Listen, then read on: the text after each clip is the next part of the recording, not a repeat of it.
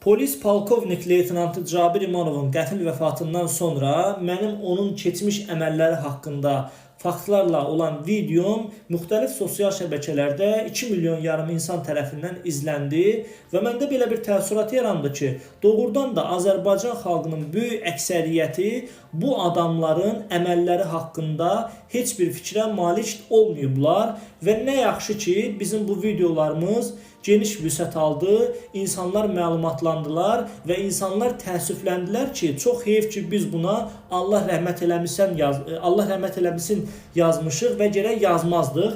Bu da Azərbaycan hakimiyyətini çox ciddi narahat eləyib, xüsusilə Tahir İmanovu çox ciddi narahat eləyib. Qardaş, cəhərə narahat eləsin, cəhənnəmə narahat eləsin. Mənim nəyimə lazımdır?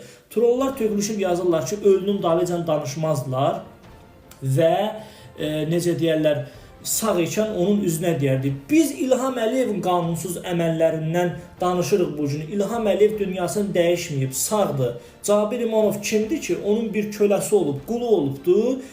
Meydanlarda, polis idarələrində, dövlət orqanlarında sadə dinc insanlara, mitingçilərə işgəncə veribdi, döyübdü.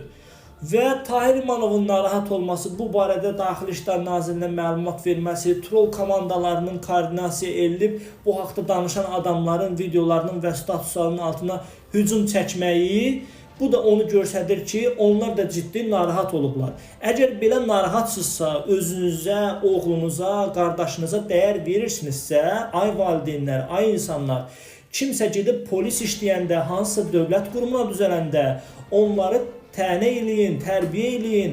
Deyin ki, yaxşı işləyirsən, işləcinə. Cəmaatı döymə, əzmə, şərləmə, qanını içmə, bu rejimə, cinayətlər bahasına qulluq eləmə. Yox, əgər eləyəcəksənsə, sənin istənilən bir başına gələn faciə, hətta ən ciddi faciə, gənc yaşında ölüm belə xalq tərəfindən təniyə məruz qalacaqsınız, linçə məruz qalacaqsınız.